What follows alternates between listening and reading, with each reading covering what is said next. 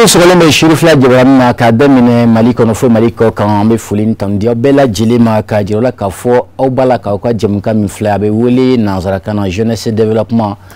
jɛmukan min ni a dabɔra Mali sifinnakaw kama min b'a to cogo min na ka se ka u ka hakilinata dɔn degun min fana b'u kan k'u ka degun fana dɔn ayiwa i kɛra sifinnaka ye politiquement diinɛlama walima kɛnyɛrɛ baarakɛla ni jɛmukan ye a b'aw bɛɛ kɔfɔ o de kadira kɔnɔna na ayiwa dimanche o dimanche ni sunkalo kalo in kɔnɔna na an bɛ wele bila an sifiɲɔgɔnw ma u bɛ na cogo min na ka na plateau ka Chérifula kɔnɔ nɔ an n'u bɛ jɛ ka masala babu dɔ kan babu min bɛ tali kɛ ayiwa jamana kunkanko walima sifinnakaw yɛrɛ kunkanko kan o de kadira kɔnɔna na dɔgɔkun kɔnɔ an ye babu dɔ ta min bɛ tali kɛ Mali sifinnakaw yɛrɛ ka responsabilité ye min ye transition yakubali la ni o ye la responsabilité des jeunes pour la réussite de la transition walasa ka jamukan in ka kɔnɔkuma ɲɛfɔ ɲɛna ka babu in fana kɔnɔkuma ɲɛfɔ ɲɛna an ye wele bila sifiɲɔgɔn saba ma an ni olu de bɛna jɛ ka jamukan in kɔnɔkuma ɲɛfɔ aw ɲɛna ma fɔlɔ ale ye an balimakɛ ye Nuhu Umar Jara ale ye sifinnaka ye nka politiki ma fana don a ka baaraw bɛ boli politiki bonankun kan an y'a wele a nana an ka weleli jaabi ni Ala sɔnna ma an bɛna kuma dama sɔnni ma filanan ale fana ye sifinnaka ye Abubakar Sidiki Kanta mouvement min bɛ yen nɔ ni a bɛ wele association malienne pour le Mali ni ale o coordinateur ye AMP an y'ale fana wele a nana an ka weleli jaabi ni Ala sɔnna ma ale fana bɛna hakilinata fɔ an ɲɛna fɛn bɛɛ tali kɛ an ka bi babu kan maa sabanan ni maa laban ale ye an balimakɛ dɔ fana ye ni o ye Bubakar Kaba ye ayiwa jɛkulu min fana bɛ yen ni o ye mouvement ye SEMAS ni o kalifalen bɛ an karamɔgɔ la Mamadou Diko ale o sifinnakaw ka ɲɛmaa ye an y'a fana wele a nana an ka weleli jaabi an b'a fɔ ɲɛna aw saba ko aw bɛɛ salamu aleykum o de b'an sɛnsɛn ka don jɛmukan kɔnɔ jeunesse développement aw minnu sɔgɔlen mana nin waati la Congo jamana kan Gabon jamana kan fo ka taa se Burkina Côte d'Ivoire an bɛ foli di aw bɛɛ lajɛlen ma aw ka kanu ani aw ka timinandiya la ni aw tɛ anw tɛ se ka kɛ yan nɔ sabula n'i y'a ye an b'an sigi ayiwa caméra ɲɛfɛ ka kuma aw de fana bɛ ka an lamɛn aw de fana bɛ ka an lajɛ o kadira kɔnɔna na an b'aw fo aw ka o timinandiya la ka tila ka dugawu kɛ sunkalo in timiko ɲuman Ala ka tɔ nɔgɔya an silamɛden bɛɛ lajɛlen ye ayiwa an bɛna kuma di maa fɔlɔ min ma Nuhu Jara ale ye politiki maa ye ka a jansa an ka jɛmukan kɔnɔ k'a fɔ ko i k'i bisimila i kɔni basi t'i la basi foyi t'i la n b'a dɔn k'a fɔ nin tɛ siɲɛ fɔlɔ ye jɛmukan kɔnɔ nka a kɛra fama ye dɔɔni jɛmukan in an y'a kɛrɛnkɛrɛnya min b'a to cogo min na sabula jamana kɛra cogo o cogo Mali sifinnakaw jɔyɔrɔ ka bɔ a la o de kadira kɔnɔna na an ye babu min ta o de bɛ a jira k'a fɔ ko sifinnakaw u ka responsabilité kan ka kɛ jumɛn ye min b'a to cɛmancɛ fanga in a bɛ se ka yakubaya cogo min na e ka hakilina ye jumɛn ye babu in kan dakuɲɛ kelen na yanni an ka taa ni tɔw ye ayiwa an bɛ an lamɛnbaga bɛɛ fo fɔlɔ sunkaloba in kanu kama an b'a ɲini Ala fɛ Ala ka sunkalo tɔ nɔgɔya maliyɛn bɛɛ lajɛlen amina rabi o kɔfɛ an bɛ Chérifula TV yɛrɛ fo aw mun y'an wele nin jɛmukan in kɛnɛ kan n'o ye denmisɛnninw ka kɛnɛ ye thème n'o est responsabilité des jeunes pour la réussite de la transition. Moi, je pense que thème ɲɛnama ba don parce que an b'o waati de la an bɛ camancɛ fanga ko la n'i y'a mɛn camancɛ fanga o kɔrɔ k'a fɔ jamana ye gɛlɛya sɔrɔ waati dɔ kɔnɔ donc fanga kalifara maaw la u ka labɛnni kɛ walasa an ka se ka bɔ camancɛ fanga kɔnɔ o la jeunesse n'i y'a mɛn fanga n'i y'a mɛn jamana jeunesse de don kɛrɛnkɛrɛnnenya anw ka farafinna jamana ninnu i b'a dɔn n'i y'an ka population ta an ka population c'est majoritairement composé de jeunes o b'a yira k'a fɔ fangako kɔni a man ka kɛ jeunesse kɔ donc ne bɛ min fɔ o la dɔrɔn jeunes kan ka u sen don camancɛ fanga dɛmɛni na walasa Mali bɛ gɛlɛya min kɔnɔ an ka se ka bɔ a kɔnɔ donc u ka dɛmɛni dɔrɔn tɛ tɛgɛrɛ fɔ ye tiɲɛ don an ka bɔ ka jamana marabagaw an k'u soutenir walasa baara ka ɲɛ u bolo o ye ko ɲumanba ye mais e yɛrɛ fana k'i sen don baara kɔnɔ i se ye min ye i ka dɔnniya i ka nafolo ani i farikolo i ka bɛri jamana walasa an bɛ gɛlɛya min kɔnɔ an ka bɔ a kɔnɔ an b'o baara de kan i ye politique mɔgɔ jeune ye i kɛra Mali fan o fan i kan k'i sen don baara in na très bien n b'o fɔ kuma daminɛ la o ye faso kɔnɔ dɔ fana ye merci monsieur Jara très bien an bɛ tila ka segin i ma jɛmukan kɔnɔna na an bɛna kuma di an ka maa filanan ma ale ye monsieur Abubakar Sidiki Kanta ye coordinateur de AMP association pour le Mali Kori basira monsieur Kanta. Alhamdulillah ambala tanu. Eni fama. Akera kile awera do basite. Shirifla Jibrani ba fogu ko ni tiangu fama na kana nga jemukan kono. Effectivement o kera mena. Aywa jemukan aywa ambale konna nani o jeunesse développement babu odi la responsabilité des jeunes pour la réussite de la transition. Mbado ka fo kuma da chaman bi bolo ka sika afrani ka akilna chaman bi bolo ka franga babu fana kan e ka kuma nyeblo be ke jume folo ka sika ambisina yo konna na. Tout d'abord ambi kuma damne ni folie ka malien den bela jale fo mali kono ani mali koka imana ke yoro mina ka keni sangam ye ini unyo kuma c'est ça ka aw fana fo aw ka barala parce que abi sanama do bobi amina sigi ni kenen ka kenen min sigira demsenu kama justement demsenu yere ka développement bi se ka ke cogo mina yiri wa kuma de bi fo ya justement anna ya soro ka fo fangati chama ta ala mais obi chama kalama akola donc aw fo akla nyumano baranyumana justement donc ola ambi kenen min ka ni amina baroko o kanu o de anga francela fanga bi se ka nyeta soro cogo mina ni sangoro ta soro cogo mina justement. Donc je crois que kuma blala kuma fora fo cogo mina demson joro bala parce que fanga yere bi mogo munun bolo sisan shifina ka o fana de do am se ka fo lu de ka chala parce que lu de fanga d'Afrique fanga koro d'Afrique kana fanga ci frontière fanga kana fanga filiado donc o fanga filiado mi misena e ya fo cogo mina ni wati nti politique kuma ni wati ye ka se ka fanga filiado wala sa ka se ka fanga kura mi minale ka se ka joro do bla o nye ka nye bla do ke no nano ka se ka tagabolo tani oye donc o wakati la ye politique mo ye ti politique mo ye aka ka bela jelen ka faranyo ka munun bi o nye mo ya la o kuma na ko lu deme ka sira do ko no ba fe ga fili kuma ki den ko kori parce que bamanan côté ko ni fiento bi dona e bi denga to ki ti ala pour ga ka do ki ba krefe c'est ça donc o la pour que baraka na tienne no bolo parce que na tienne no bolo ya tienne be de bolo donc am se go deme ni hakla mi fo fana ga son critique fana ma pour que o ka se ka critiquer mais proposition munu mi ke ko luta donc kuma nya bla la mi se ga mi fo o yoye d'accord dem sen fanga de do ambe bi je ko deme pour que fanga mi se ga nya ambe fini quoi très bien merci beaucoup pour ces premiers mots ni ala sona ma me klaka sigi imami ba to chugo mina ka jemukan to dafa chugo mina aw mun be kan flé aywa aw ma se ka mi famu jemukan de ne la aw ba fe ka mi don chifne ka o jor la transition réussie là ni ala sona ma a bebe nyina bo ambi a bebe fo kene kan bi sabla mami wuli la chifna ka don ubuka bara don ubanye don kosobe amina kuma di masabana ma ni oye monsieur Boubacar Kabaye ali simasi chifna ka ko nyama bay ko di basiti la alhamdulillah c'est kaba alhamdulillah bashi fete no merci amba fa assalamu alaykum rahmatullah wa barakatuh anga foli be malien bela gele u goyora no sigiro la anga foli be Chérifla Jabaran la gebaga bela gele antizara do kumana nama foli ke anga martiru e monu fatura de 10 11 12 juillet 2020 amed duro kala khayinu la ala kayfa kuma ala ko da sumaya on demande justice pour eux pendant cette transition yan transition kaba donc au kofet kuni ambe foli bake anga karamo bawye jamana ko nala anga imam ba mahmoud diko ane anga Chérifla nyamoba no ye Ousmane Chérif Madan Aïdara na foli bela gele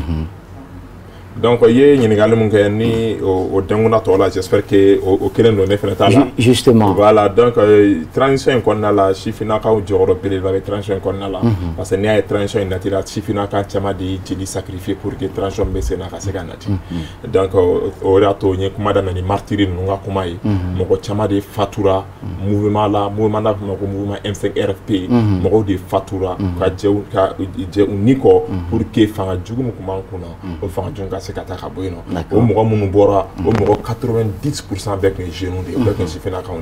o ara fa chifena ka ko souffrance de konna la a wati la chifena ka ko me ko torom konna la chifena ka ta fe ka se ko konna la ko tuguni o rato wulla pour que transition nati malgré akera sacrifice de konna la sacrifice ultime konna la donc avec transition konna la bi pour que a réussi folo dans le monde ka justice ke folo chifena ka munu fatura ka juste ka sharia tege munu yi kera sobe ku ka fatuli fenge ka sharia tege mun kan ka ɲagata k'olu ɲagata a ko kɔnɔna la o bɛ kɛ transition ka réussite fɔlɔfɔlɔ ye o mana bɔ yen nɔ sifinnakaw jɔyɔrɔ bɛ kɛ jumɛn a la ce ne sera pas d'applaudir k'i sigi ka tigɛra fɔ tuma bɛ fɛn fɛn mana kɛ mais ce sera de jouer au rôle de veille k'i sigi ka lakɔlɔsili kɛ i tɛna fɔ Mali la kɔrɔlen sifinnakaw bilalen don cadre kɔnɔna la 400 ni 300 bɛ ta ka di mɔgɔw ma ka surtout du la ka tew san ka d'u ma ka taa k'u organiser c'est fini dɔw b'u sigi u bɛ tigɛra fɔ bɛɛ kun sifinnakaw man ka rôle jouer transition kɔnɔna la sifinnakaw ka kɛ responsable tugu jumɛn u sigi ka ko lajɛ nin ko min bɛ ka kɛ est-ce que nin ka ɲi anw ma sini wa parce que n'i ye Mali population lajɛ Mali population n'i y'a jateminɛ c'est plus de 25 ans 65% de la population o bɛ 25 ans kɔnɔna la plus de 75% de la population o ye jeunes ye o b'a yira jeune de ka ca Mali population na ka tɛmɛ population cadre couche tɔ bɛɛ lajɛlen kan donc o b'a yira Mali bi ye jeunes ye Mali sini fɛnɛ ye jeunes de ta ye donc o cadre kɔnɔna jeunes man k'u sigi ka ko kɛ ta la ye tuguni il faut qu'il veille ko bɛ ka taa cogo mun na est-ce que sini a ka ɲi anw ma wa n'a y'a ye ɲangata b'a la an kan dɔrɔn il faut que jeunes ka wuli u kan ka kuma ni sira taabolo mun ye u ka kuma n'olu ye mɔgɔw k'u la ko dɔn k'a fɔ vraiment an y'an ta fɔ hali n'a kɛra ko ye sini mɔgɔ ka k'a fɔ ko jeunes y'a fɔ nin yɔrɔ nin wagati in na vraiment nin fɛn kun man ɲi an ma il faut plus être sévère justement merci i ye kuma min fɔ sisan a bɛ maa sɔn hakili la kosɛbɛ je crois que n'i y'a ye jamana in bɛ sen na hali bi cɛmancɛ fanga a bɛ sifinnakaw de bolo an bɛ Ala deli hali bi a bɛ sifinnaka minnu bolo Ala ka ta fanga d'u ma hali bi Ala ka an kisi a basiw ma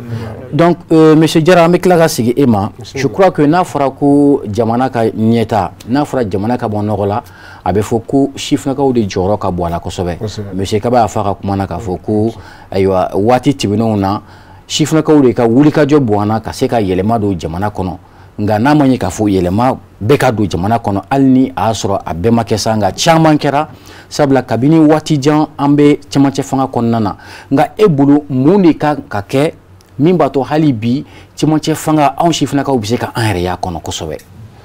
ayiwa an bɛ Ala fo k'Ala barikada e ye ɲininkali min fɔ nin ye ɲininkaliba de ye hakili la mɔgɔ o mɔgɔ kumana plateau kan bɛɛ kumana ni sifinnakaw jɔyɔrɔ ye justement thème yɛrɛ b'o de kan donc an bɛ se k'a fɔ Mali kɔnɔ bi an bɛ Ala barikada sabula sifinnakaw u bɛ fanga la fanga ɲɛmaaba bɛ mɔgɔ min bolo bi n'o ye son excellence colonel Assimi Goïta hakili a yɛrɛ a ka fanga ta waati a y'a fɔ ko si Jésus c'est la jeunesse qui a échoué o ye kumaba ye n'ale dɛsɛra c'est comme ni Mali jeune bɛɛ de dɛsɛra o b'a yira k'a fɔ anw jeunesse an ma se ka man k'an sigi ka ale lajɛ an bɛɛ kan k'an sen don baara la donc an bɛ se ka min kɛ teliya la ne yɛrɛ kɔni bolo o de ye k'an sen don jamana ɲɛtaga baara bɛɛ la. mais est-ce que sifinnakaw sen bɛ se ka don a la ten k'a sɔrɔ ko ma sara u la wa. sifinnakaw an tɛ se k'a fɔ ko ma sara u la parce que ko bɛ ka kɛ bi Mali kɔnɔ hakili la a bɛ ka da bɛɛ de kɔrɔ n'i ko sifinnakaw mun de b'u ka légitimité bɛ yira mun de fɛ bi o ye société civile i n'a fɔ AM i n'a fɔ conseil communal des jeunes conseil national des jeunes olu tɔnkulu minnu bɛ jeunes tɔgɔ la hakili la foyi tɛ ka kɛ bi na u ɲɛnama an b'a daminɛ ANR la n'o ye Assise nationale de refondation ye politique mɔgɔw welela togoya min na jamana marabagaw yɛrɛ welela duguma fo sanfɛ togoya min na sifinnakaw fana welela duguma fo sanfɛ au niveau communal ne tun b'a bɛ kɛnɛ kan o welela au niveau cercle jeunesse welela au niveau région jeunesse welela au niveau national jeunesse welela o welekun tɛ dɔwɛrɛ o ma wele k'u kana tɛgɛrɛ fɔ walima an sɔnna nin ma an ma sɔn nin ma o ko kun tɛ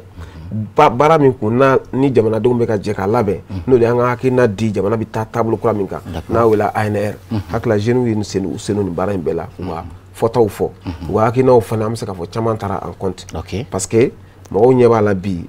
jeunesse ka jɔyɔrɔ ka bon kosɛbɛ jamana in taabolo la baara fɛn fɛn kan an bɛ se k'a fɔ tɔgɔ u sen b'a la a misaliya dɔ wɛrɛ fana ye gouvernement bɛ sen na n'i ye gouvernement in ta an bɛ se k'a fɔ plus de 50% o bɛ ye jeunes ye donc o b'a yira k'a fɔ a gouvernement a baara bɛ ka kɛ ni jeunesse ye donc jeunesse tɛ k'a fɔ ko ale bolo t'a la mais o kan ka min kɛ rapidement o de ye jeunesse yɛrɛ a bɛ se ka pérenniser fanga mara la cogo jumɛn na hali camancɛ fanga in kɔfɛ parce que a kana kɛ dɔrɔn ni ninnu taara politique mɔgɔw nana élection kɛra mɔgɔ kuraw nana u ye jeunes fili kɛrɛfɛ alors que anw de y'a to ni nin fanga in nana karamɔgɔkɛ bɔra k'o fɔ a ka kuma kɔnɔna na jeunes de bɔra fan bɛɛ k'a fɔ anw tun ye changement démocratique ɲini n'o y'a ye kunkolo kuraw kana fanga sanfɛ an bɛ tila k'o ɲininkali tengu a la sa est ce que a dɔnna sifinnakaw ye k'u ye wulikajɔ min kɛ est ce que a dɔnna u ye wa parce que là c'est important de le savoir. An tɛ se k'a fɔ k'a ma dɔn sifinnakaw ye komi mɔgɔ n'i bilara baara fɛn fɛn na baara tɛ se ka ɲa à 100% mɔgɔ bolo yɔrɔnin kelen baara ye étape de ye n'i ye dɔ kɛ i bɛ pan o kunna i bɛ taa dɔ wɛrɛ la gɛlɛya min b'a kɔnɔ a y'o de fɔ critique b'o la yɛlɛ o c'est à dire nin kɛra nin ɲana mais nin ma kɛ an k'a lajɛ ka don nin kɔnɔ hakili o bɛ baara la taa ɲɛfɛ. Très bien. Voilà yɔrɔ mais ka ɲana. est-ce que i bolo sifinaka bɛ se ka yiriwa politique baara kɔnɔna na wa ka se ka san sɔrɔ. sifinaka bɛ yiriwa ne b'o misali ta ni jeune caman ye bi i bɛ an ka commune lajɛ ka na se an ka député bulon ma jeunes ka ca kɔnɔ élection min tɛmɛna sisan moi je faisais partie des jeunes élus député à Kati. Kati dun ye commune 37 ye an ye liste mun dressé hali cɛkɔrɔba kelen t'a la bɛɛ jeune parce que mɔgɔ si tɛ a la mun bɛ tɛmɛ 45 ans kan an ye candidat mun ta o b'a yira k'a fɔ jeunesse a ka émergence politique an bɛ ka na o tile de la donc jeunes sen bɛ a la yɔrɔ bɛɛ la et puis Mali fana bi i bɛ commune caman sɔrɔ i b'a sɔrɔ a maire baw yɛrɛ ye jeunesse de ye bon leader fana caman bɛ yen société civile la o ye jɔyɔrɔw sɔrɔ jeunesse tɔgɔ la donc an bɛ se k'a fɔ jeunes u jɔyɔrɔ ka bon ko in kɔnɔ hali ni gɛlɛya bɛ baara kɔnɔna na. D'accord, très bien. Hali ni gɛlɛya bɛ baara kɔnɔna na je crois que an bɛna an da bɛna s'a bɛɛ ma kelen kelen monsieur Kanta perception jumɛn bɛ e la hali bi nin ko la parce que là j'imagine que maaw ka faamuyaliw tɛ kelen yɔrɔ dɔw la n'an ko ko sifinnakaw parce que hali bi jamana bɛ sifinnakaw de bolo nka est-ce que bi bi in na mun de tora e yɛrɛ bolo mun de tora k'a fɔ ko anw sifinnakaw an kan ka o jateminɛ ka se ka min b'a to jamana mara an sen bɛ se ka don a la cogo min na est-ce que an bɛ se k'a fɔ ko jamana bɛ se ka mara sifinnaka fɛ ka mɛn wa à long terme. Oui, Sidibé, n bɛ na i ka question jaabi i y'o yɔrɔ min ɲininkali kɛ a bɛ se ka kɛ mais a bɛ se ka kɛ ni sababu damadɔ de ye c'est-à-dire il est temps que malien jeune ka sɔn ka kalan an ka problème fanba ye kalan ye. K'i former. Awɔ n'a fɔra ko kalan mɔgɔw bolo kalanninjɛ dɔrɔn don c'est-à-dire que kalan bɛ daminɛ so de c'est-à-dire que lamɔ éducation. D'accord. Voilà. Donc o ye a fɔlɔ ye. O belebeleba bɛ malien jeune jɛ. Anw denmisɛnw sifinnakaw o b'an jɛ. D'accord. Parce que n'i ye i sigi ka jateminɛni kɛ parce que an bɛ yiriwa kuma de la transition bɛ se ka sira sɔrɔ cogo di jeunesse bɛ se ka impliquer nin ko la cogo di c'est-à-dire que fo jeunesse ka bɔ manipulation de kɔnɔ. C'est-à-dire que bon ni maa min ni i ka mara min dafa kosɛbɛ c'est-à-dire que ni lamɔ ma e dafa so e bɛ sɔn ko caman ma c'est-à-dire cɛkɔrɔba dɔ bɛ sɔn k'a den ka fɛn dɔ kuru ko den ma k'i ka cɛkɔrɔba wɛrɛ nɛni e bɛ ɲinɛ k'a fɔ ko cɛkɔrɔba in peut-être k'o ye faɲɔgɔn dɔ ye ou bien o ye mansa dɔ de ye donc ni mara bɛ so i tɛ sɔn ka fɛn minɛ nin bolo kɛrɛfɛ walima i tɛ sɔn ka bɔ k'a fɔ k'i bɛ i mansa dɔ nɛni donc i b'a sɔrɔ très généralement jeunesse kan ka mara. C'est-à-dire que ka mara i b'a sɔrɔ o mara kɔnɔna na tagabolo dɔw bɛ cɛkɔrɔba ninnu bolo a bɛɛ tɛna fɔ k'a bɛɛ man ɲi parce que i tɛ se ka na foyi la ni expérience tɛ an ye a ye jɔyɔrɔ dɔw dira jeunesse ma moment dɔw tɛmɛnenw kɔnɔna na i b'a fɔ Jara bɔra k'a fɔ cogo min na élection min fanga min dafirila ni olu tun y'o députéw ye an ka assemblée kɔnɔna na. O député dɔw tun bɛ yen a tun bɛ ɲɛmɔgɔya la donc mɔgɔw nana fɔ kuma dɔw la ko expérience ye a manqué baara kɔnɔna na donc jeunesse bɛ ka girin jɔyɔrɔ kama mais jeunesse yɛrɛ formelen tɛ c'est-à-dire que non seulement éducation parce que ne ko éducation ye en général a bɛɛ b'o kɔnɔ kalan b'o kɔnɔ so kɔnɔna kalan b'o kɔnɔ a bɛɛ b'o kɔnɔ bon n'o bɛ e jɛ e bɛ fɛ ka jɔyɔrɔ dɔ sɔrɔ jamana kɔnɔ e dun ma i den kɛrɛfɛ ka se k'o lamara sɔrɔ donc i b'a ye a bɛ gɛlɛya quoi c'est-à-dire que ne b'an ka jeunesse ka problème bɛɛ résumer ka bila formation de kɔnɔna na ni o ye éducation en général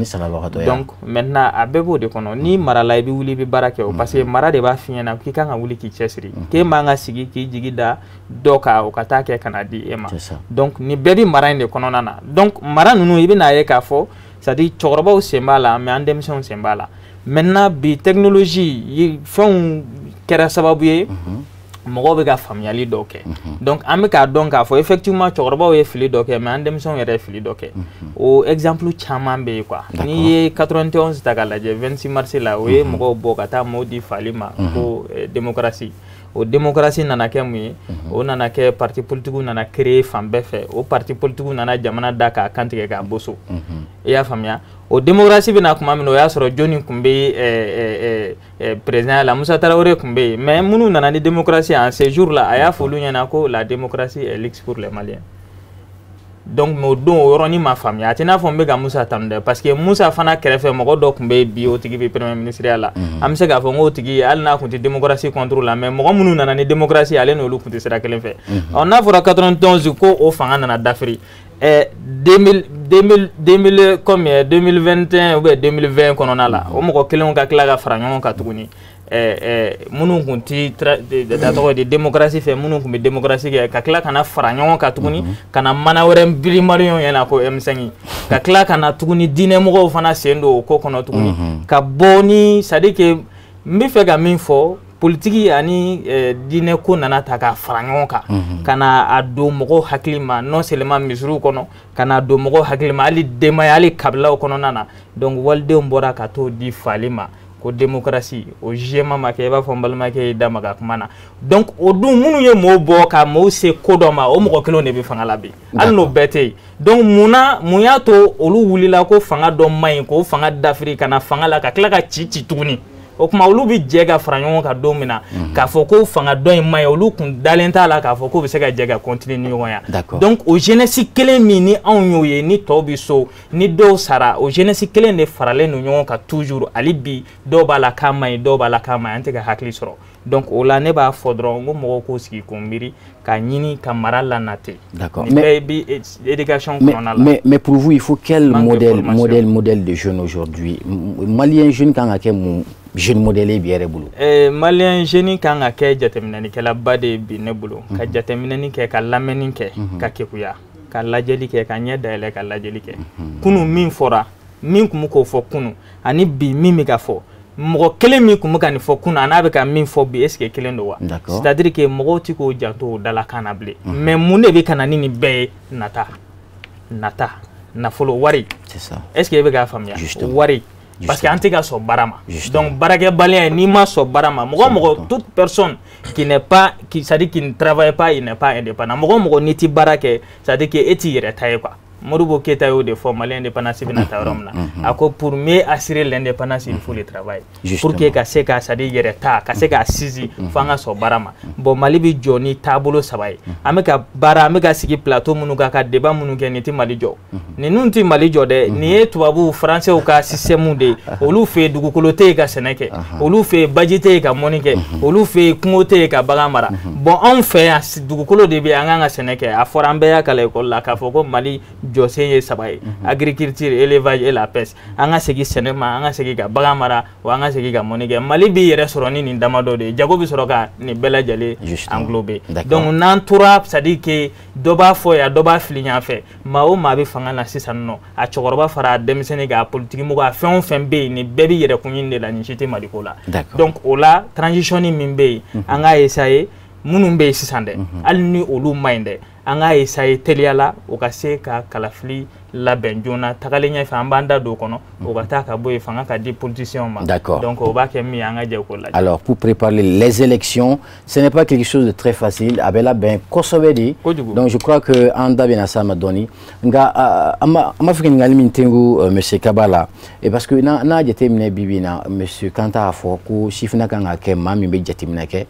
maa min bɛ se ka kɛ baarakɛla ye ka dusu ta nka an ye k'a fɔ Mali kɔnɔ bi sifinnakaw hali bi an tɛ ka conscientiser parce que là an tɛ k'a ye k'a fɔ ko ɲɛtagaba bɛ ka sɔrɔ kow la i b'a ye k'a fɔ ni mouvement dɔw wulila dɔrɔn association dɔw ka wuli k'a fɔ ko wari bɛ dɔ kun malien jeunes bɛ ban baara ma ka taa a bɛɛ bɛ taa firi olu tigiw da la u tɛ baara kɛ donc c'est vraiment an bɛ se k'a fɔ c'est le statu quo quoi donc évolution tɛ yen hali bi mais e bolo juste est-ce que mun de kan ka kɛ hali bi ka se ka anw jeunes falen quand an ye mun fɔ a ka kuma base yɛrɛ la je pense que c'est la solution la formation formation ye fɛn belebeleba de ye sifinnakaw ka fɛn kɔnɔna la parce que n'i y'a ye a ye fɔ ko expérience bi jɛ parce que formation mun kan ka kɛ wagati min na o de ye i ja wagati kɔnɔna la ni a ye mun fɔ observation niveau c'est très très important observation bibi na an ka sifinnakaw an kɛlen don ka mɔgɔ dɔw ta k'u kɛ an ka idole ye k'u kɛ an ka danaya mɔgɔw ye k'a sɔrɔ adamaden pour que k'a juger i b'a juger a kunu a bi mɔgɔ kunu n'a bi b'a ka se n'i yɛrɛ la est-ce que kuma faamu ale bɔra sa ka mɔgɔ dɔ ko fɔ an ka démocratie nana tɔgɔya mun na 91 o y'a sɔrɔ an tɛ bɛrɛ dɔn o y'a sɔrɔ an caman an si tɛ mun bɛ bɛrɛ dɔn a la kosɛbɛ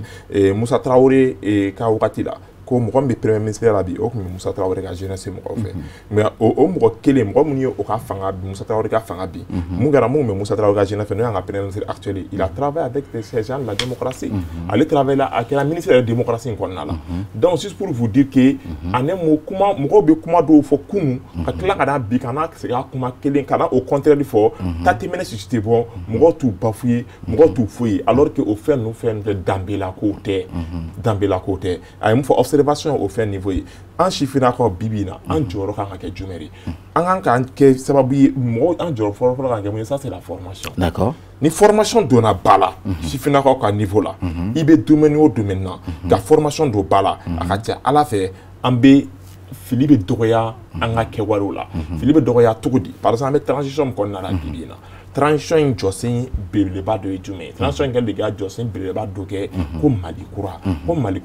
Mali kura bɛ na ni jumɛn o kɛlen don ka belebeleba dɔ kɛ sécurité sécurité bɛ na ni jumɛn o bɛ na ni kɛlɛkɛminɛnw sanni ani ka sɔrɔdasiw fɛngɛ ka sɔrɔdasiw ta maintenant sa sɔrɔdasiw tali la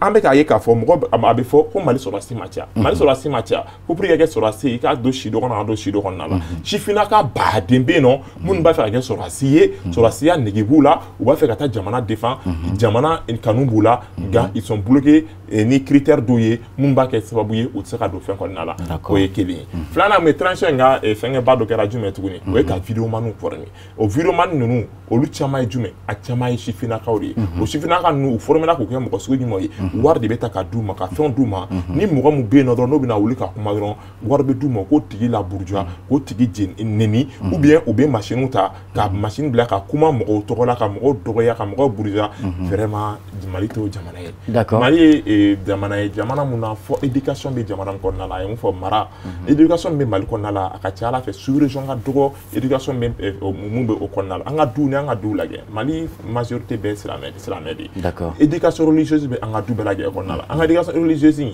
ale bɛ kɛ sababu ye a bɛ kɛ sababu ye mɔgɔ tɛ i kɔrɔ i t'a dɔgɔya mɔgɔ si b'i ta sanfɛ i t'a dɔgɔya n'i kɛtɔ ye k'a dɔgɔya i b'a sɔrɔ a yɛrɛ jogo de y'a yɛrɛ dɔgɔya i b'a sɔrɔ a ye ko dɔ fɔ kunun a m'o kɛ bi a n'o contraire kɛ donc ni e y'a dɔgɔya e m'a dɔgɔya a yɛrɛ jogo de ye a dɔgɔya an ka jamana voilà an ka jamana da bibi na an bɛ ka mɔgɔw de former ka mɔgɔw dɔgɔya i n'a fɔ jamanaden fana man ka jamana ɲɛmaaw i n'a fɔ ɲɛmaa minnu bilala an ɲɛ olu fana man ka dɔgɔya cogo min na i n'a fɔ i kɔrɔlamɔgɔ i man ka dɔgɔya cogo min na nka i n'a fɔ monsieur Kante ye kuma dɔ fɔ opportunisme est-ce que o bɛ se ka kɛlɛ ka bɔ sifina kunda cogo di parce que là c'est un fléau qui est là aujourd'hui jeunes tɛ baara kɛ n y'a fɔ cogo min na jeunes ye opportunité dɔ yɔrɔ dɔ la dɔrɔn k'a fɔ ko nin ye waritigi dɔ ye a ye jɛkulu dɔ dayɛlɛ baara tɛ kɛ bilen bɛɛ bɛ t'i firi yen nɔ baara tɛ kɛ au lieu k'a taa formation kɛ ka taa kalan kɛ ka taa ko ɲɛɲini donc là le jeune reste toujours là-bas u tɛ baara kɛ mais pour que ka se ka nin phénomène in kɛlɛ i bɛ taa ni bolo jumɛn ye sisan phénomène in bɛ se ka kɛlɛ ka transition kɔnɔna tɛ phénomène bɛ kɛlɛ nka transition kɔnɔna tɛ parce que n'i ye Mali yɛrɛ lajɛ jeunes chômage la jeunes bɛ chômage la u ka bon ka tɛmɛ bɛɛ lajɛlen kan chômage la n'i ye an ka faculté belebeleba ninnu lajɛ ESSEC FSJP fɛngɛ ninnu FASI ni fɛn ninnu mɔgɔ minnu bɛ bɔ san kɔnɔna n'i y'a lajɛ a bɛ taga i jɔ mɔgɔ 10,000 ɲɔgɔnna la ka yɛlɛ o sanfɛla la o mɔgɔ 10,000 ɲɔgɔnna ka yɛlɛ o sanfɛ olu bɛ bɔ u sont diplômés u pɛrɛnnen don ka baara daminɛ olu la fonction publique ye mɔgɔ joli de t'u la privé bɛ mɔgɔ joli de ta o la donc maintenant fonction publique ka tata ka dɔgɔ privé ka tata ka dɔgɔ o mɔgɔ ninnu bɛ to jɔnw ye sisan nɔ u bɛ to uri kɔnɔna la ka grain sigi ka thé min ou u bɛ taa sugu kɔnɔnaw la ou ils peuvent être des nids pour les terroristes parce que u degelen don wari facile la donc o jeunes minnu caman bɛ yen nɔ bi ne olu de caman fɛngɛlen don wari in kɔsa mana bɔ dɔrɔn mais ils n'ont pas de débouché taga yɔrɔ t'u la u t'a dɔn u bɛ balo cogoya min na donc u bɛ girin wari nɔfɛ opportunisme a fɛngɛla o de fɛ u bɛ girin wari nɔfɛ ka taa ka fɛngɛ an ka transition in mun bɛ yen nɔ bi transition in ma na ni sababu ye mun bɛ emploi et jeunes ka chômage ko kɛlɛ ah bon non transition ma na n'o fɛngɛ ye ministère mun kan k'i occuper o fɛn na o gouvernement yɛrɛ caman bɛ transition in kɔnɔna la bi gouvernement mun ministre caman bɛ transition in kɔnɔna la ministre mun kan ka b'u nɔ la transition falen don ministre la bi an y'o fɔ ka dɛsɛ est-ce que kuma faamu jamana in kɔnɔna la kɔlɔlɔ belebeleba bɛ transition in kan u tɛ jɔ u jɔyɔrɔ la baaraw kɛcogo ɲuman kɔnɔna la est-ce que kuma faamu an ka domaine baden ta o b'o kɔnɔna la ni sifinnakaw ka niveau ta sifinnakaw bɛ tila kalan na maintenant débouché jumɛn bɛ d'u ma concours bɛ kɛ concours yɛrɛ est-ce que concours kan ka tɛmɛ kalo 3 kalo 1 yɛrɛ kan ka sɔrɔ résultat ma bɔ n'a pas collectivité comme on a combien de mois sans résultat jusqu'à présent. Non, c'est des choses. Non, mais il faut reconnaître que là-bas, actuellement aussi, fin embêtement de fanga de là, attire qui n'a pas régime normal. Donc, mais c'est un contexte qui est très difficile aussi. Les gens doivent comprendre que fin bêtise avec la transition fana clé là. Oui, mais comment doit faire d'affaire donc il y a une transition à mairie. La transition est mangame. La transition est gata sans savoir qu'on a là déjà. Donc là, les gens vont réclamer. Maintenant, quand il y a une transition quand on a fait l'autre. Voilà, nous on a une transition à problème. On a problème où nous transition bien sur ma gouvernement. Parce que nous parce que moi tu sais quand on gueule à finir, comme transition qu'on a là, transition motivant. Parce que transition qu'on a les gueule à dober que nous bouillons follow. Voilà, on gueule, on a transition. Nous gueule à tirer même. N'a pas transition est follow, transition manga géant. Ok. Ni transition ma géant, on là-bas n'a qu'on rapidement avec ça. Mais ni transition géant dron, quand on mise les monobé mougo kuna. Frustration bi tchaya. D'accord. Donc ni frustration tchaya, mo be bi wuli nya situation ba te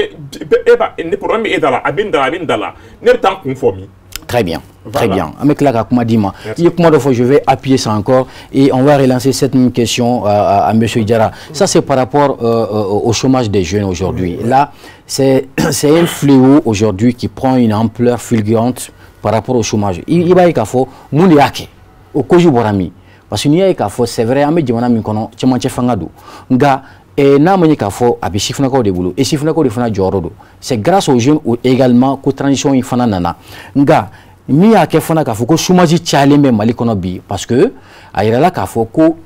bara tchake da ou tchaman kumbeno les ONG que le tchaman da tuguna il y a plus de 600 000 jeunes, je crois bien, nous me chômage la malikono. Au bararo, nous nous fléka datugun. Au défend que la sababu ka d'offre chômage quand. Nga ebolo bibina. Est-ce que nous doté gelawi halibe transition à côté là. On chifna ka nous te barala ka fo en bayriga chaman be kare kon antika barake. Ka sababu que parce que jamana go ko ONG nous ka datugun. Et mi faut gagner ngalla. Mais yananga o jabi ke comment bena photo do. C'est ça. Comment tableau be plateau sans faire. Amiro do fou, mais do be lu jegane no doni. C'est normal. On peut pas dire qu'un gouvernement de façon globale est incompétent. Ça c'est des mots qui sont trop forts. D'accord. Mo imana jamakulu franyoka. E ka miria te ko doka ke kanya doka ke kachew. E ka nyemo ka miria e beka ke kanyeri. Mais ta soro mo do fana ka barake to la fien be yakon. Donc au fien nous amul l'état comme critique. La proposition qui accompagne. Mais quand on parle de gouvernement incompétent, c'est très compliqué. Parce que what de termination non, mais on n'a pas dit un gouvernement incompétent. Il a dit il y a quelques-uns. Voilà, il y a certains ministres au sein du gouvernement. On a effectivement, on a parlé de quelques ministres, mais la classe à l'avant, on est au gouvernement incompétent. Au fait, comprenez que Monsieur Diarra, il faut appeler le chat par son nom. S'il y a l'incompétence, il faut dire qu'il y a l'incompétence. C'est trop dit. Mais c'est quand donc après on va la parole. Allez-y. C'est-à-dire en fait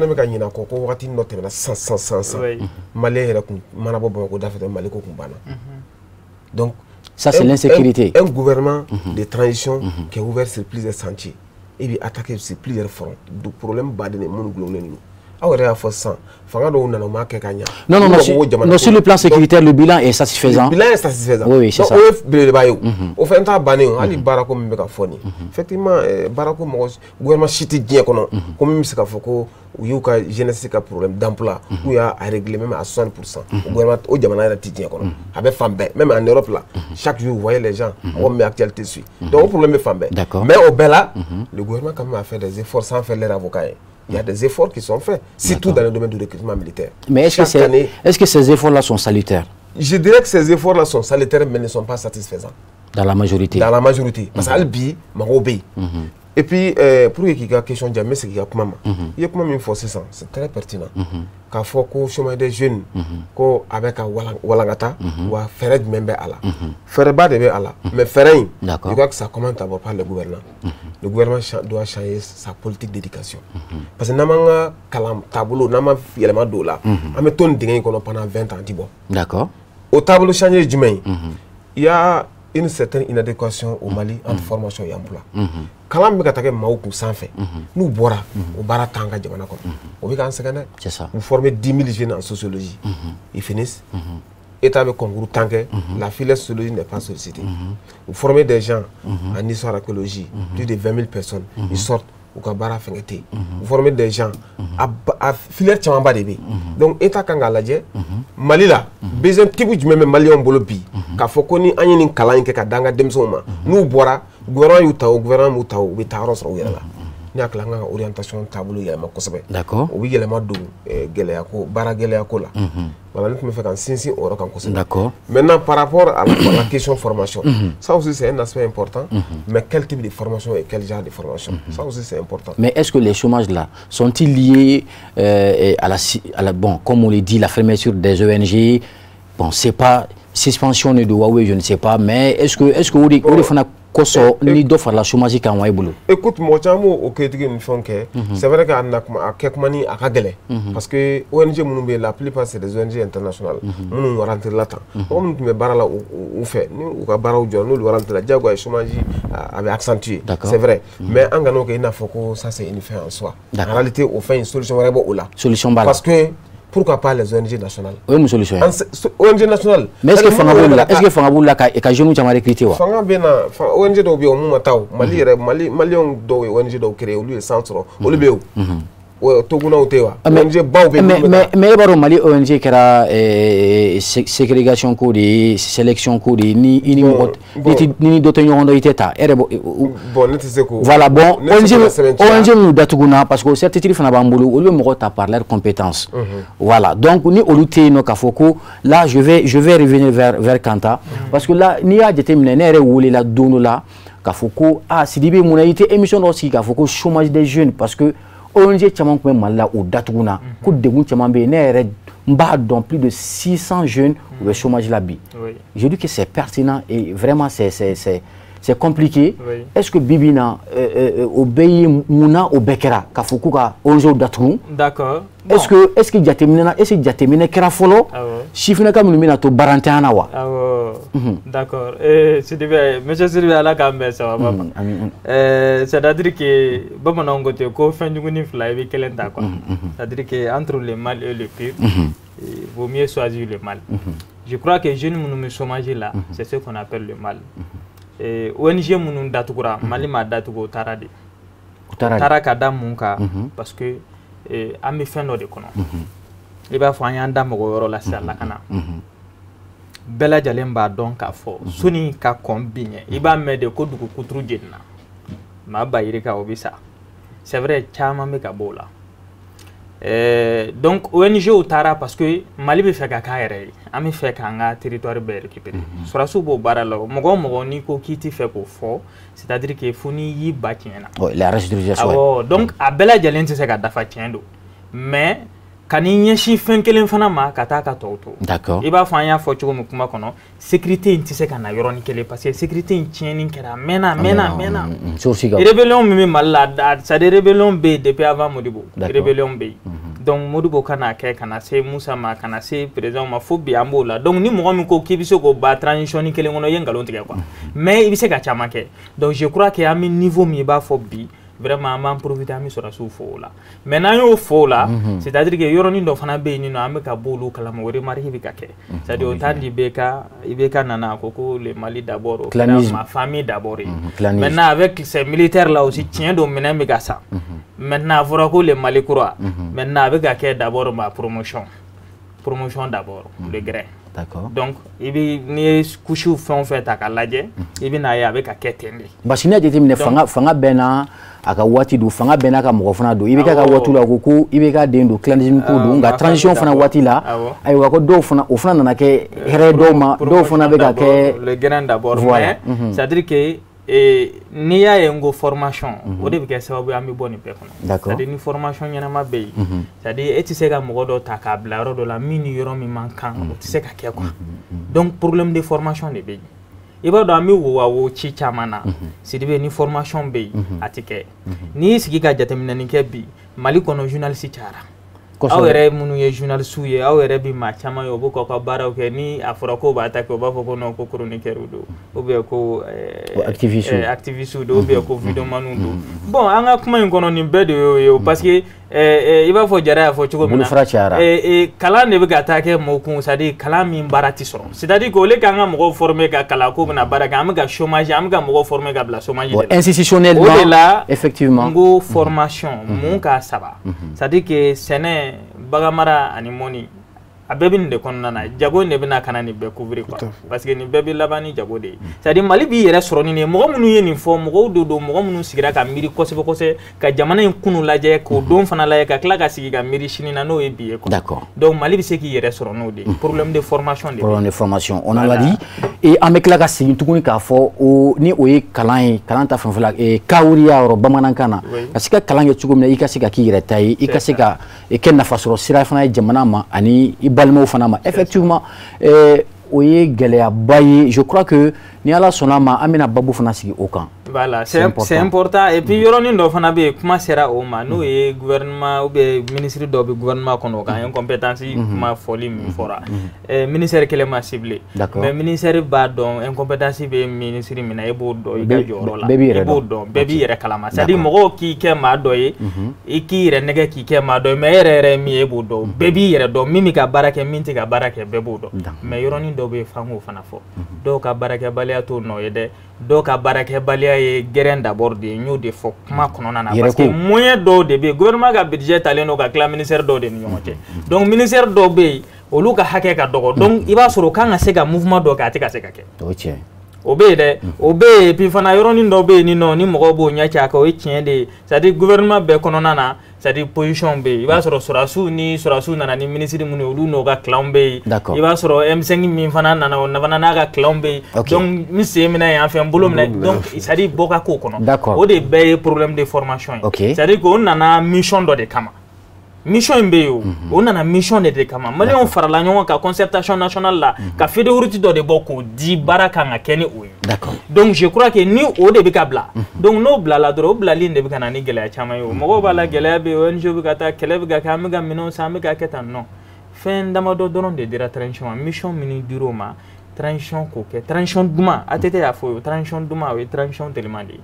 n'a mɛnna dɔrɔn non seulement n'a mɛnna mɔgɔw ɲɛ bɛ don transition na o caman bɛ yen ni nɔ o bɛ ye donc a bɛ kɛ ni gɛlɛya ye justement donc o la o ka ko teliya politique mɔgɔw presselen don koyi olu de ye jamana in dafiri mais o presselen don n'a ta bɛɛ non hali n'a bɛ di ni ze an bɛɛ bɛ jɛ k'a kɛ d'accord bɛɛ de bɛ jɛ k'a kɛ parce que o ka jeu bɛɛ yera quoi bɛɛ ka jeu yelen don donc sɔrɔdasi minnu dun bɛ yen sisan i b'a fɔ an bɛɛ b'a kalama cogo min na d'accord les militaires qui sont là ils sont plus politiques que ces politiciens là d'accord o de kama o selen don k'o ka jeu bɛɛ ye o y'o natɔ ye k'o datugu fo mɔgɔw ka dɔw la koyi minnu bɛ yen sisan sɔrɔdasi kalanenw don ils sont plus politiques que ces politiciens là il y a des militaires des colonels qui sont docteurs en politique justement etc o b'o la koyi mɔgɔw kana ɲinɛ o yɔrɔ ninnu kɔ merci monsieur Kanta on va te redonner encore la parole alors parce que n'a jateminɛ hali bi Maliko la anw sifinnakaw kɛrɛnkɛrɛnnenya la anw sifinnakaw anw bɛ se ka kuma parce que n'i ko ko gɛlɛya i ko ko sifinnakaw sugu kɔnɔna ka gɛlɛn o ye kelen ayiwa jamana yɛrɛ ka kalan parce que là les gens se plaignent beaucoup k'a fɔ ko fɛn caman bɛ yen nɔ hali n'a y'a sɔrɔ aw ko ko département dɔw bɛ yen nɔ o département ninnu dɔw sɛgɛnna parce que inspiration t'u la bilen ayiwa mais mun de la hali bi parce que transition bɛ sen na il y a bientôt 2 ans bon 2 ans kɔnɔ o épuisera ka ban mais remaniement tɛ ka kɛ alors mais a dun yɛrɛ la k'a fɔ ko ça va mais anw malidenw kɛrɛnkɛrɛnnenya la anw minnu ye majorité ye sifinnakaw an ko ko ça ne va pas dans l'ensemble maintenant que faut-il faire? Ministre des Sports, on te garde à 100%. Chaque fois, on a des problèmes à ce niveau entre les joueurs et les trucs. Emploi et formation professionnelle, on te garde à 100%. Est-ce que ma femme, il me ministère tellement trop fengam ni trop à la tani au lieu de joro fan fengala. Mais sous à gale au fond ministre. Voilà, et flèche à fort tantôt. Moi chama administration et ministre et comment et entreprise in fait nous à ministre. Au fait oui mais autre ami femme, voilà, moi doit comment faut femme fait gant ni a fort donc comment on a dit que alors problème on fait mais on a mis comment de faire jara. Et moi qui suis là devant toi, ne requérant mon follow mɔgɔ fɔlɔ mun minɛ la M5 ka fɛn kɔnɔna la a fɔlen ko comparaison immédiate a fɔlen ale nana ne fɔlɔ la donc transition in ka réussite o ye ne ka fierté de ye pour que n k'a fɔ n mɔdenw ye don dɔ la an ye kɛlɛ ka transition nati o transition in na se maliyɛnw ma mais ni an y'a de kɔlɔlɔ fɛnɛ ni an m'a fɔ ni transition in binna hali sini mɔgɔw b'a fɔ ne ma ni problème bɛ k'a wuli u bɛ an wele k'a fɔ an ɲɛna aw de ye i bɛ k'a bonya d'accord donc c'est pour te dire que les critiques là, ça a quand même mené pour le flatter. C'est important. C'est important pour qu'il y ait donc à fort. C'est le cas ça kata ko du ke de douguma, muka djouni critique ne quoi. Est-ce que ma femme? Nous on est pour la réussite de la transition. La CMAS est en train de tout faire. On va communiquer belaga, on va communiquer fin fait. N'en communiquer là par exemple docteur quoi grève. Mais attends une question, pourquoi la CMAS n'est pas impliquée dans la gestion du pays? Pourquoi? Voilà, bon, là, ça, il faut demander aux autorités de la transition, là, c'est à eux de répondre à ceci, parce qu'ils ne nous ont pas fait appel. Et c'est que ma femme. Nous, en la CMAS. Mais Malin, tu veux voilà, bon, là, c'est vraiment. Diara, nous, on sait comment souvent. Pourquoi au CMAS voilà, au lieu de ce que j'ai docteur, tu as grève au Kerano. À Colombie, c'est une population, avec la population. On l'a cassé, docteur. Il y a Mali mouvement Johnny Koké. Quand c'est docteur m'a tout gagné dans mon pays. Après un communiqué que, on va se faire docteur de Lucafia nous blaguer ça. Gabriel Trio tabana falo. Bibi na j'ai fait la table malgré que Kololo Tiara là un communiqué de tout que ça m'a 600 morts en 3 mois. Vous voyez, à John da Fantaun du tout. Parce que qu'il n'y pour attaquer ni ma wafla droit il la table pour y la diable ça analyse ni rien. Donc Gabriel Trio ne fait na et que meni moi que me fla il be la guerre à cause ordonnance dimanche. Donc, entre ces cas, moi, je grève là, qui te voulu en au fin, gamin avec John Kama. Est-ce que Amra Kangere Kama, Amra la population Kama, juste pour te dire que là toute la pour la transition. Et question posée, je n'ai pas de problème dans la vie. Pour le cas problème, il ban POP, nous pour relation massive. Nous, au sein de la CMAS, au niveau du Bureau national de la jeunesse de la CMAS, on a travaillé sur un projet. Au projet du mairie. Vous voyez, Bibina, nous avons la faculté, nous avons la faculté, SEC, FSJP, FSAP, etc. Au lieu de ou bien, des gens, tellement des juristes, même que des gens à juger, mais Bibina, des gens, ou tu sais qu'à ta barre, il fonctionne tout le monde le sait. Donc, à on a décidé ça, non? Quand c'est qu'on forme, ou bien qu'on recycle, ou bien tout dit. Moi, nous, mais Mali est pays à vocation agricole et le Mali est traversé par des fleuves. Mali superficie c'est 1 238 km². Donc cela veut dire que Mali c'est un pays à vocation agricole. Mali c'est un jamanadi. Terre à terre, Mali a des ressources abondantes au Sénégal. Mali a du gros fond bien en fait non. Donc en menant mon équipe, on m'a fait je ne nous coûte mon va faire qu'à Sénégal Kouta kou recycler kou formation rapide kou kuna c'est notre domaine là jamana kou financer entrateur be sanga duma office ko na la ka espace et la be ouye kou bla ka ta fenke abike sababuye malo songo be jigi bamako malo songo be jigi Mali fambe Mali be se alika sous région be boloni office Niger malo senani d'accord parce que abike sababu jeune un ou bo chômage ko na la ou se go famille en charge de bo sugula sigila la terrorisme nous mena jeune tata ko corrompi ko minena ka waduma wabina nan wa kemekemo ka tonduma tobebo oluka réseau mais est-ce que c'est avec transition qu'on a là oui à tout ayo reform atikati à votre transition you ma transition tellement dit tant une transition melamba be gulu transition d'accord les transition ko teriala du comment nous chikte fang ba fo à cause ça be avec transition natanga be ka mais ali ba masumaya o baro de be sénateur très bien o baro ne be ka tanta c'est ça le problème mais ni baro fana ma blase ngelinga na fura na be kra Brissa Nyaramili. Et c'est quoi Fantek Lagasi? Est-ce qu'il y a d'autres trucs qu'on fait au raté de par exemple, Moussoro n'a pas donné de l'eau. Et qu'on a comme Moussoro a 30 minutes de donner djigé. Et maintenant donner djigé. Et tout là-haut, Moussoro a 24 ans de donner djigé. Ah, Moussoro a commencé comme ça. Ah bah faut. On va commencer à faire. Cela veut dire quoi? Ni donner nous na wati mona. Faut donner djigé wati na. Na djigé tout ma djedron. Aye mo aya bla ko na ko donner mo mo na réclamation ko mais au Maliens, au fond, on a pour que, parce que là, on a pour que Kaseka Jatimineke ou Roja Ignorona, Anganabla ou Konotuni. Je crois que au début, Quimbe, la Soumia donné qu'à Jatimineke, Mimbatu, Anganabla Filigonotugumna, Anganabla Ogela ou Nyoronotugumna. Sinon, je crois que Kafugo transition beka, mais transition à Menibalia, Ani, Aka Mebalia. Je crois que Ote Kafoko, Akadoué Katoué ou bien Tarali Mandoui. Je crois que Kundo Rebala. Effectivement. Voilà, monsieur Jara, au Kounou, nous kanga ke Mimbatu, Malion, Ambepsika, Nyoron Fom Tugumna, Ambepsika, Amsika Fomali, Kelly. Pour que tout le monde puisse être sur le même pied d'égalité en matière d'information. Alors, d'accord, comment on fera? Comment on mais on a donc nous faut que madame n'a pas Jamana Mara Amano, ni Jamana Kalfa Mogola, Geleakono, il va demander à Kabo.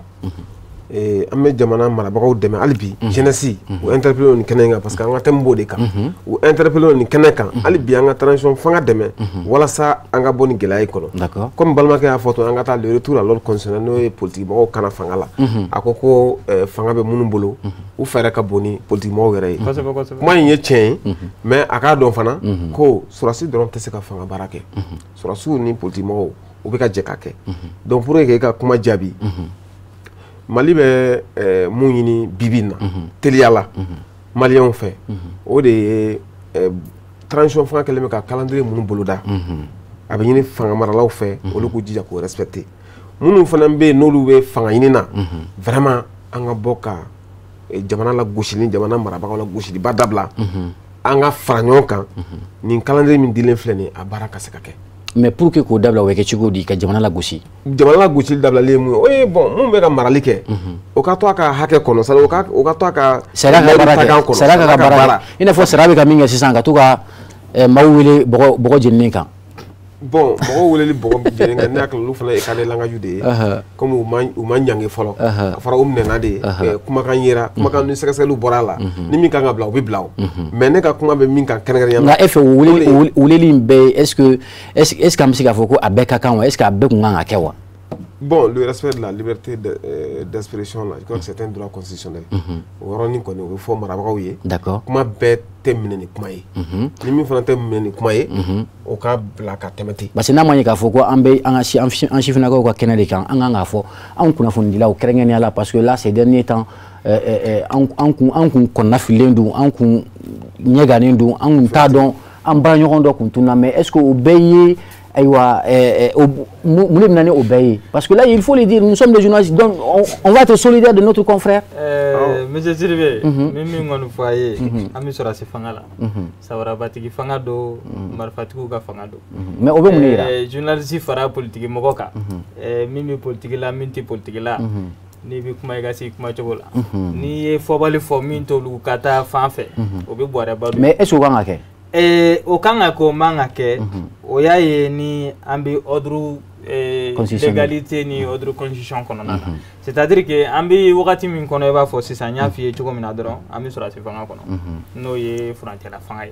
donc ni kanga ke ni manga ke mali anga ese anga nyechi ni beka sinon minani mini dado yoro la sisan minani bi ka ke minani fanglement de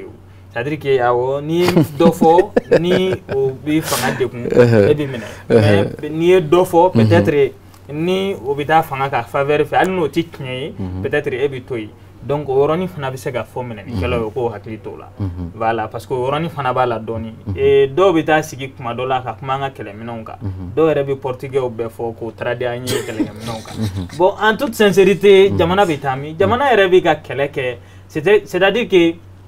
amase yoro do lobe kan fo kan temoka donc ni ko do kera iba e jamana de umisina ka jingi jamana marabaka ulati volma fendo ere ba mbolo jugu mango do be bonno yo ko sigi ko kuma fo donc olu fait munu mi ka ke donc pour vous l'exploit enregistré ce n'est pas réel. Non, c'est pas bon, il faut que non tiens donc galondo sorasia e ginode anga maramene munu no amena keleke ni oye abena foni ni mabe kelela e ka kunafonia francivise jamana chamana ni information di kunafonia ni i kele nyo ka position do ga bai akanga mene chugo mi bo feretike o menita ka position do ne ta keleke chugo do bise ka feretika la d'accord donc ola fuku wakli to rola mo munu be ndaro journaliste do obe chroniqueur do me au journaliste de kanga boku oroni kumafo c'est à dire munu no luti au ka logique kono déontologie to la foi to la vraiment fin do be ni no ka bo kana ma journaliste foye ka wuli journaliste ka ga bureau ba min be le président c'est un grand frère Dante c'est-à-dire que ama me follow ko journaliste est plainte ke doka ka be ka journaliste exercer ka sur journaliste obi a fin do fa mango fo journaliste ka fota amu c'est important donc on la be c'est-à-dire que wo doni be bela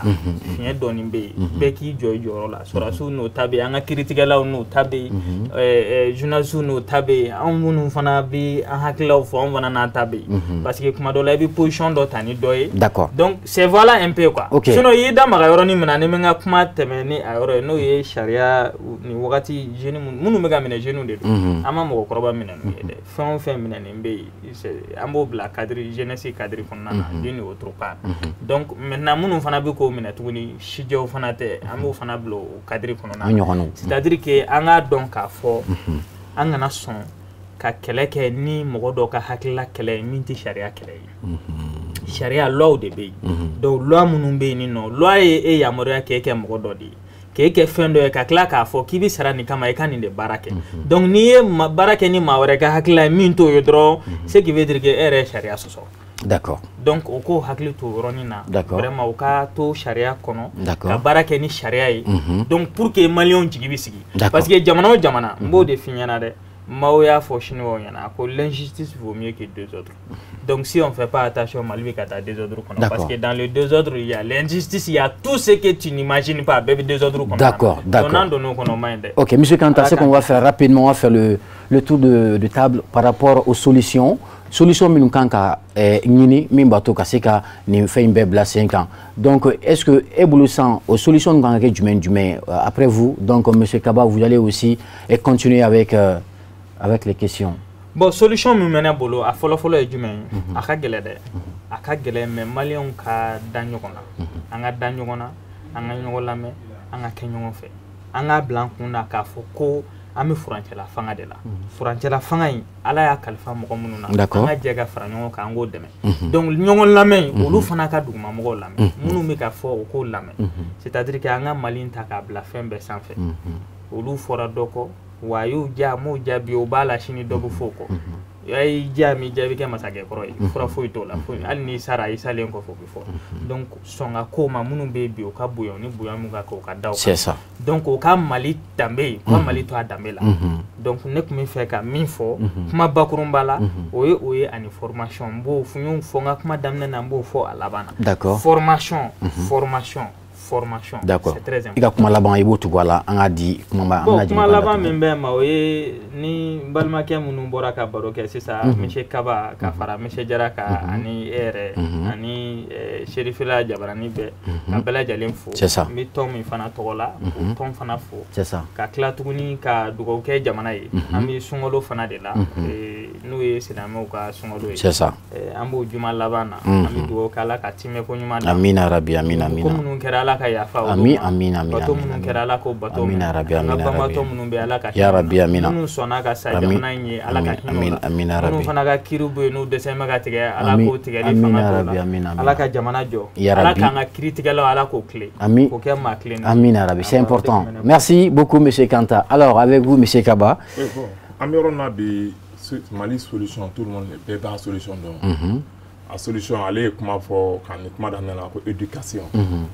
éducation est malien nagé Mali 90% fait obéir la mairie d'accord donc c'est la meilleure éducation mais 80% c'est la meilleure éducation que tout fort et c'est comme ma femme donc amé yorom nabi pour ka amé ka tan constitution courant mais pour pas ne pas enlever la laïcité anga na yi anga ni constitution ou anga jamana yere identité refléter la laïcité boila ka laïcité boila directement avec du kanani feigné d'accord kanani feigné d'accord monsieur non voilà donc kanani feigné c'est mon bé anga identité ou ira d'accord donc anga il n'y a pas de problème, monsieur Kaba. Je crois que dans les jours à venir, on va chercher un bon débatteur. Donc vous allez être face à face. Merci beaucoup. D'accord. La transition, d'accord. Solution sera réglée. Très bien. Merci beaucoup, monsieur Kaba.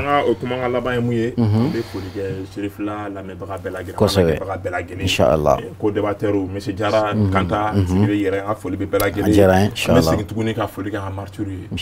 On réclame toujours justice. Merci beaucoup. Alors avec vous, en 1 minute 45 secondes, on va terminer avec vous. Aucun problème. Donc, nous je ne vais pas répéter les autres, mais c'est ça. Les Maliens bien invité, les égos personnels ont négligé Doni. voilà an ka ego personnel ninnu bila an ka jamana bila ɲɛfɛ l'intérêt supérieur de ce pays là c'est le Mali d'abord d'accord a ye kuma min fɔ nin bɛɛ bi sa ok minnu bɛ fanga mara la ni saya b'i la ta kɔrɔ b'i la ta walima i bɛ bɔ yen don dɔ i bɛna di mɔgɔ wɛrɛ de ma donc an ka Mali bila ɲɛfɛ c'est clair an ka taa ɲɛfɛ c'est ça o kɔfɛ ka foli di bɛɛ ma k'o débatteur k'olu fo c'est ça u ye baara min kɛ a kɛra la ɲɛna ala ka sara an bɛɛ lajɛlen d'accord aw yɛrɛ min bɛ Chérifula la d'accord an fo a ka baara la d'accord ala ka Mali bɔ nɔgɔ la merci beaucoup merci très ravi an b'aw bɛɛ lajɛlen fo aw saba minnu nana ka na jamukan di an bolo an b'a aw fo jamukan kun min babu min kun tara bi o de ye la responsabilité des jeunes pour la réussite de la transition masaba kuma an bolo kɔrɔ ma fɔlɔ kun ye monsieur Nuhum Umar Jara ye ale ye politikima ye ka fara monsieur Aboubakar Sidiki Kanta kan mouvement min bɛ wele AMP ale o coordinateur ye association malienne pour le Mali ma laban ani ma sabanan ale kun ye monsieur Boubacar Kaba président des jeunes de la CEMAS. Nous vous remercions de votre présence. Merci une fois de plus. En bas de l'info, Adama Salia Koulibaly, Abou Jafar Diabaté, Foukotase, Mohamed Keita, Ousmane Sogore, le directeur général de Chérifula Télévision, Foukotase, Femi Bouya Djageli Koulibaly. En bas de l'info, merci à Kamben, Djen Watiure. Merci.